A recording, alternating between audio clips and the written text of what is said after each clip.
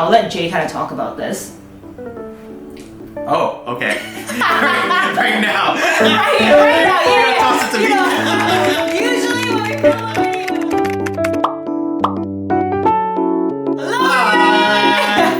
Alright, so today I'm here with my good friend Jay. Yo, yo, yo. So Jay and I today are going to be talking all about career progression. Woo. Let's say you landed your dream job. What can you do to make it to that next, milestone level, whatever it may be, and how can you take control of Your career. your career? Which is so important. Yeah, absolutely, because no one cares about your career and your growth more than yourself. Exactly. It should be the case at least. Okay, before we get started, I think it is very appropriate to do some introduction. Yeah, Nice. for sure. Yo, my name is Jay. I'm originally from New York City. I am a lead designer. I've worked at various tech companies from Twitter, Pinterest, Yahoo.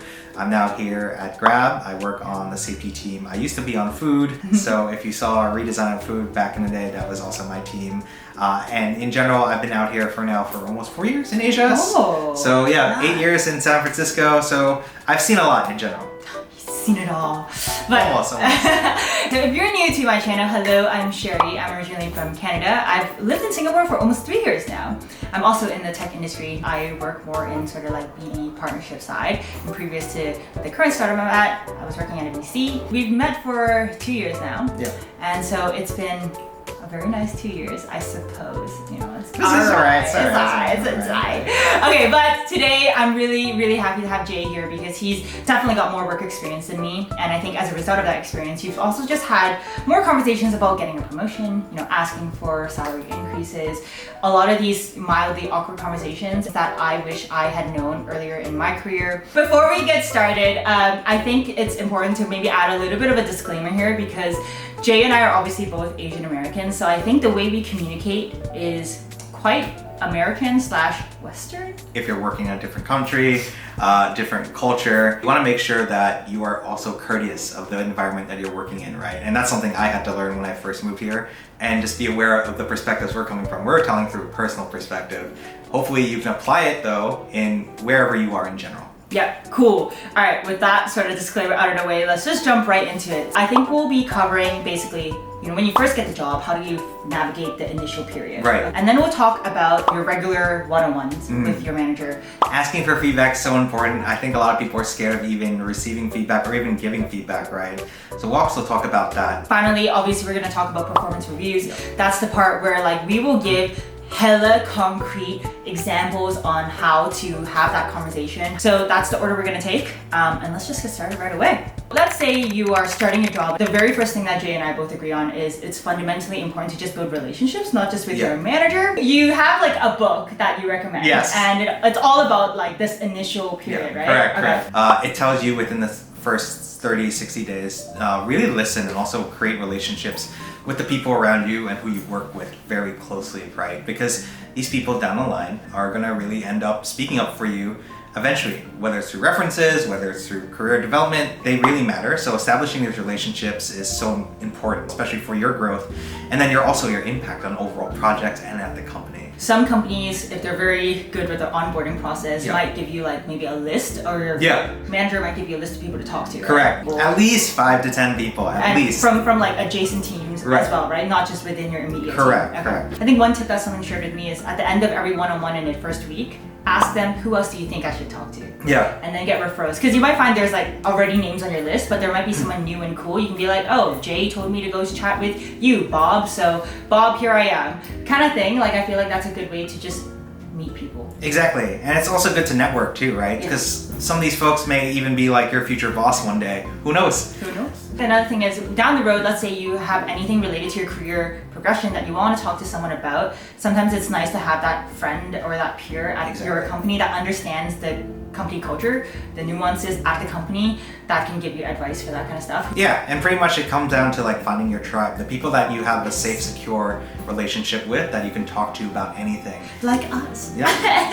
Okay, cool. Can we please cover the basics of what you're even supposed to flip and talk about in one-on-ones? Because I did not know this for years, okay? Can you please, one-on-ones, what are they for, what are they not for, and what are common mistakes? Yeah, sure. I think everyone thinks that a one-on-one is for project updates. It's actually not. It's actually not. It's actually for your career growth. It's actually for yourself in general. You actually want to take control of your one and talk about your development, your career growth. Especially on the first few ones, you want to figure out like what your manager cares about, how they're feeling about certain things. They'll probably ask you certain things like how happy are you at work? Do you have any feedback for them to improve as a manager as well? So it's not just a one-way thing, it's a two-way thing. It's a two-way conversation that we're having right now. Honestly, it wasn't until, I became a manager for the first time that I actually really would love my reports to share feedback with me too, because otherwise I sometimes might feel like I'm imposing my style of working on other people. And okay, tell me how you feel about this. So someone on my team, on their very first one-on-one with me, they sent me a little worksheet to fill out, which is working preferences or styles. Are you a morning person or a night owl? How orderly or spontaneous are you, kind of thing? Do you ever do that with your team? Or has anyone done it with you? No one's actually ever done that, but that's actually really nice, to be honest. Like, I think that's great. It really depends on the manager style, right? I think every manager is going to be very different. Yeah. And then these are things for you to also consider when you grow into a manager, right? Like, how do you want to be as a leader? How do you want to be as a manager? Because I think these little things actually matter. They create a safe space. They create this nice relationship. And these documents really go a long way, actually, to develop that relationship with not just your manager, but also yourself. Do you send agendas ahead of time to your great manager? question. Yeah, let's talk about this. What my current manager does, he sends out a Slack poll in terms of like what we want to talk about, whether it's personal, whether it's career, and I think it works for me in general because at least I can pinpoint like what I want to actually talk about for that week. It's usually good to actually have a documentation of your one-on-ones. What's helpful about a document in general, it's captured. Everything that you say with your manager and what you talked about is so crucial. You can see the history of your growth and they can point out things that have come to mind, right? So in these one-on-ones, right, there are some questions that you might get asked in general. Like, what's on your mind this week? How happy were you the past week? How productive were you this week? And do you have any feedback for the project? Like roadblocks. Right, well, exactly. Like what you're struggling with. Yeah. Sometimes if it's a really, really big, important conversation, you might want to send that as a recap of your conversation as well, if it has to do with like salary stuff and like, oh, this is what we discussed, and then it is like in black and white kind of thing as well. No, that's super helpful, right? And I think it depends on the cadence, right? Also, that's one thing that we should also talk about, right? Cadence. How often do you do them? I think one-on-one should be at least once a week, if not bi-weekly. It really depends on, again, the organization, how big the company is, and sometimes you may have to cancel one. That's fine. It's really up to you and how comfortable you are with the cadence in general. But I recommend once a week. Half an hour or 1 hour? I think half an hour is pretty good. Okay, cool. And especially if you cut all the project updates from the meeting. This is what I do. Okay. Yeah, you don't want to do that. No. Half an hour every week. That's what I personally do with my team as well. Yeah. Because especially if you send an agenda before you squash like everything else, you just want to focus on one topic, and that helps a lot. Here are some questions to really like make sure that your one-on-ones are really focused right. What's your vision for your career at your current job, right? And that's so important to also make sure that's clear for yourself because you're going to be at this company for maybe X years, right? In general, you want to take control of your one-on-one and establish like what you want out of the company that you're working for. If you actually are working towards, let's say, this manager position, you don't want to drop that bomb on them like 6 months, 12 months in, and they had no idea that's even what you wanted. So in the back of their mind, they may have been considering someone else. You never made your intention clear. Set that as a goal with your manager and work together towards that. That way, when you have one-on-ones and you get the feedback, it is feedback on what you need to improve on in order to get to that next stage that you're looking for. So I don't think there's anything to be shy about. And then you guys figure out a roadmap or a plan together to work towards that. And another thing maybe to ask yourself is my manager going to enable me and support me throughout all these trials and tribulations, right? If they're not, and like there are a lot of stories out there of really bad managers. I think if the manager's not making time for you in general and just keeps forgetting one-on-ones, I think that's a big red flag. To be honest, I know it's subjective, but if you're not being satisfied by your manager also getting your back or even giving you any support, or if they're not unblocking the issues that you're going through, then there's some red flags right there in general. To have a really good manager get your back, you'll see a big difference. Everything's smoother. They really unblock everything that you're going through. They're always there through thick and thin. Yeah, exactly. My God, Jay has saved me from such a headache. So really ask yourself these questions as you start to get to know your manager, and start taking control of your one-on-one. And then also with the career progression stuff, like what if you're just not getting clarity about how you can get promoted? Sometimes it is the manager is not necessarily fighting hard enough for you. Sometimes it's a culture of the company. When do you figure out, okay, this is not it? You have to look at your career ladder for your company as well. I think some people just tend to forget there is a career ladder that, you know, does look at the levels of each person. You should be reading that and also matching how you're performing and your expectations around that career ladder. Most startups might not have this, unfortunately, but if you're a company, a medium-sized company, you should have at least a career ladder in place to make sure that, you know, your employees look forward to something, right? Clear indications. Clear indications. What you need to do. Yeah, what you need to get to the next level. If your company does not have that, make it, please. Like for I thought you were gonna say run. No. Make it, please. I think it's so empowering for people to look at a career ladder and measure yourself based on that. So related to one-on-ones, what we wanted to really put emphasis on is managing up as a concept, right? Managing up is pretty much making sure that you execute well. To move a project forward, you can't just push it yourself. You will have to have these relationships and manage up with all these different stakeholders, right? How do you make a case for maybe, let's say, a project that you're gonna push forward and it impacts different verticals of a company? You actually have to manage up by, you know, making these stakeholders also align in these meetings. There's a term for that, and that's actually called shuttle diplomacy, where you actually have a meeting before a meeting. That sounds crazy, right? That's like another meeting. Oh man, my calendar hates you. Yeah. So shuttle diplomacy is pretty much where you actually come to an agreement with another stakeholder before a bigger meeting. Why? Because you need alliances coming into a larger meeting in general. Let's say if you're working with another vertical that impacts the overall project that you're working on. You know that there may be some instances where they may not agree with what you're saying in a larger meeting, and sometimes that meeting goes to hell, right? You waste your time. So before you even get to that point, right? And I call this like, how much pain do you want? Do you want pain at the end where no one aligns and you don't ship the project? Or do you want pain in the beginning and you actually make time to actually align with stakeholders, and then you come to that larger meeting and everyone's like, hey, we talked, this is all good, I'm happy with it, we just need to discuss points A and B with other teams, and that's why we're here. I didn't know there was a term for this. There's a term for it, and that's how you manage up. It's so important to create those relationships, and this also directly impacts your career growth, right? Because you create all these relationships, you create all these conversations that never existed before, and new opportunities may have shown up. Now there are more people championing you because you are also taking control of the project and showing how valuable you are to the company.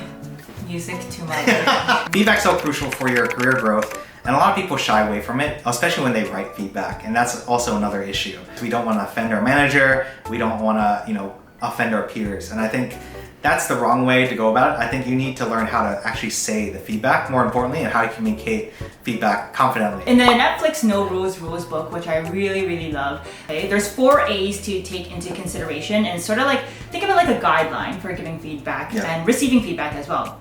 First one is aim to assist. Your feedback needs to be given with positive intent, okay? You're not trying to like, you know, give to someone because you're really frustrated and trying to get something off your chest. If you do it with the right intent, the message comes across a lot better than doing it out of frustration. So also like simmer down if you're like really pissed. Okay? Take a step back, breathe. Yeah. Second is actionable. So your feedback needs to focus on what the recipient can do differently. So maybe give a very specific concrete tip around what they can do as an action step, like a suggestion. And then the third one is appreciate. So it's natural human like instinct to, you know, be defensive sometimes if you're on the receiving end of it. So just kind of keep your ego in check, and, you know, when someone is doing it with positive or good intent, then, you know, try to be receptive towards that. The last one is accept or discard. So you also have the autonomy to, in the end, you know, decide if you want to, you know, take that feedback into consideration and make adjustments to what you're doing. And if not, then you have your own rationalization behind that. I feel like that's a very good framework to do this. And there's also the abyss model that most people also talk about as well.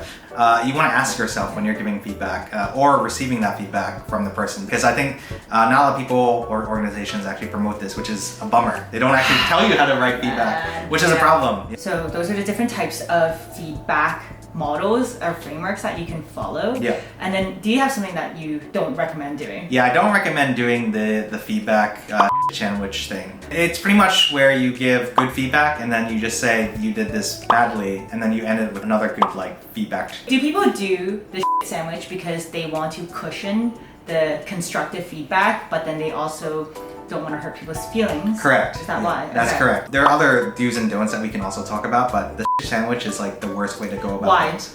Because it stunts career growth and you're not really being honest at that point. I don't know, that's maybe just me. And maybe it's too fluffy. It's too fluffy. It's too like concerned about the emotional side of things. Right. But if you do things with good intent, you shouldn't have to sandwich it with like fluffy stuff at the beginning of it. It's about the person's growth. You really need to be direct on how you give feedback in general. That was everything related to one-on-ones and regularly getting feedback so that nothing comes as a shock for you and your manager when it comes to the performance review, which I think is like the bulk of like what all of this leads up to, right? Yeah. In your experience, how often or like when do you usually have these? Companies are very different, right? Not every company will do this. Sometimes it's like once a year for certain companies, but through my personal experience, it happens every 6 months. Correct me if I'm wrong, but I feel like it really boils down to talking about promotions or potential promotions, compensation reviews, so salary, equity, whatever it may be.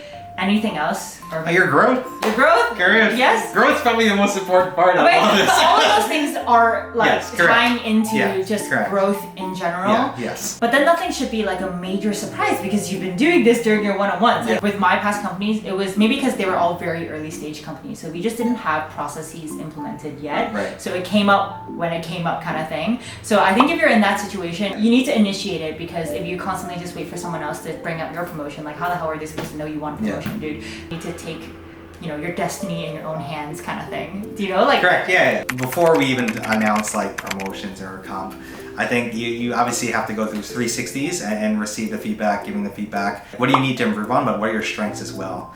So probably the most important part is like that self-actualization of like, how good you've actually been at the company in general. It boils down to the career ladder that I talked about earlier, right? And did you match what that level above you is gonna look like? And that's so important because you have to define it. You have to really write down what you want for yourself at this company. Do you want to become a manager or do you want to become a very high IC, individual contributor? It's really, really good. You can't just assume that you're going to get promoted, right? So you have to really list it out for yourself and be clear in the beginning on what you want. So it's clear with your manager. If you don't have that, then that's really on you. Yeah. Let's say you've been very confident about, I have been busting my ass, I've been doing well. I want to be able to pitch my achievements to my manager. It kind of feels like you're bragging. Some people don't like talking about the stuff that they're good at, right? So what are some different ways that you can frame it or explain it? Oh, for sure. So it depends on the project that you're working on. Have the project that you worked on impacted different verticals of the organization? Who have you worked with is a big deal because how many stakeholders have you also come into contact with? How does it impact the overall company? It boils down to the impact, right, that you're creating and how valuable you are in general to different parts of the organization. I personally did this at the beginning of my career. My brother told me about this, which I think he saw on Reddit actually. So there's something called a brag document that you can put together.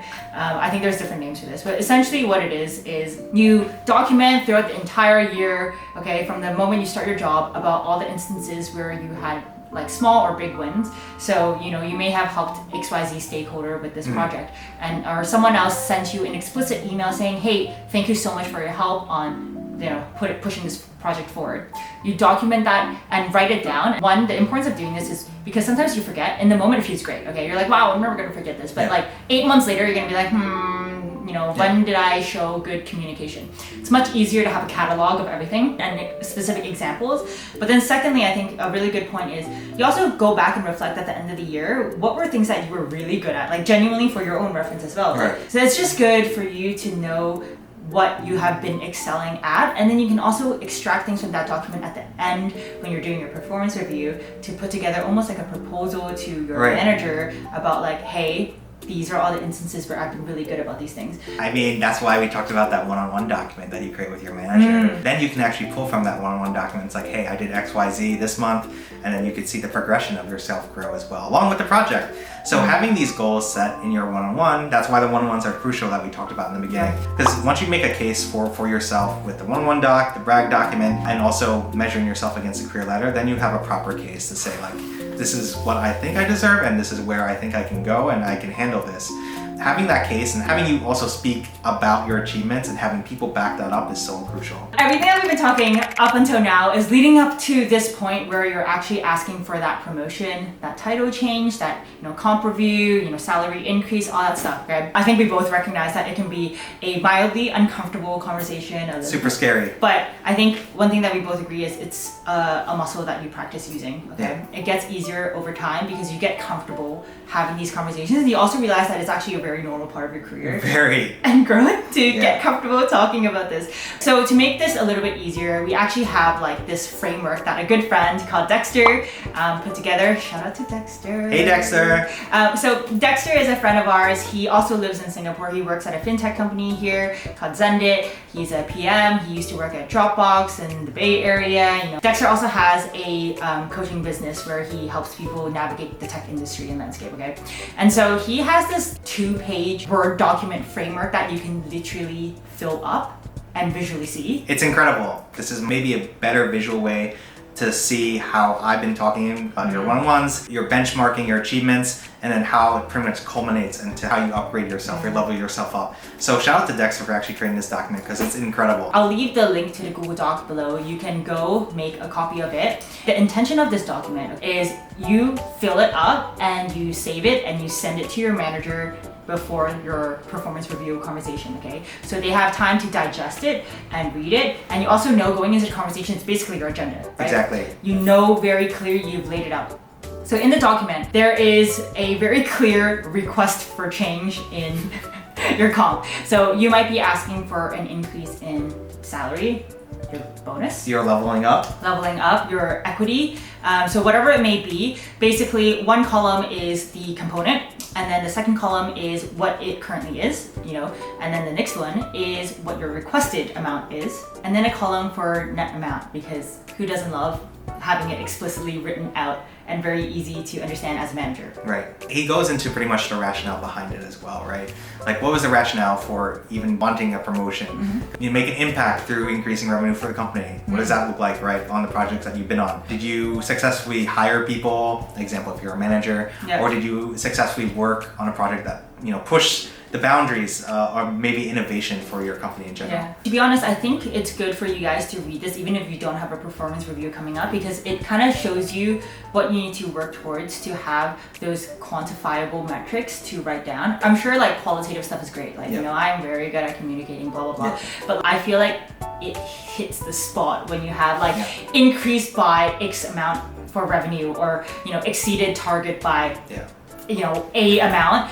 So I feel like knowing that this is the structure you will go into that chat 6 months down the road, you know you need to like work really hard to have that rationale bullet point right out. Exactly. And the last part in Dexter's framework is basically just benchmarking with the industry as well. So one thing you should do, always know what the market rate for your role is, or how much should you be getting paid. So have chats with people in the industry who are doing similar jobs to you at a relatively similar seniority. See how much they're getting paid, have that very open, blunt conversation, and then write it down as well. So, you know, what their role is and what their salary is, and then that is also a comparison for your manager to be like, look, I'm getting underpaid right now. Let's change that. Of course, you can go on Glassdoor. There's Blind, Fishbowl. And it's not just for compensation talks, it's actually for like other more sensitive topics as well. Like, I don't know, discrimination. All the things that people don't talk about, unfortunately. But should. Should. And yeah, last tips about anything we talked about. Take control of your future and your career growth. Yes. Really list out like what you want from the company that you're joining, and really make it clear with your manager as well. Like, if you don't have that relationship, then there are some things that you need to reconsider. I love that. What a great way to end the video. Thank you so much to Jay for joining us in this video today. Thanks, Sherry, for having me, by the way. If you guys want to follow Jay, you can find him on LinkedIn. Can I put that? They can find me on LinkedIn. They can follow me on Twitter or Instagram. Yeah, we'll leave all his links in the description box. Of course, all the resources that we reference. If you guys have any other tips, please leave them in the comments down below. I'm sure we'd be totally open to learning some new tricks and tips as well. For sure. So if you guys want to see more career-related videos, or you have requests for topics about, you know, working in tech, startup, VC, please leave a comment down below. And if you're interested in life in Singapore, then obviously click that subscribe button. This is my YouTube channel, you know, plugging myself. I hope you also smash that like button. Anyway, please leave a comment down below, and we will see you guys next time. See you. Bye. Bye.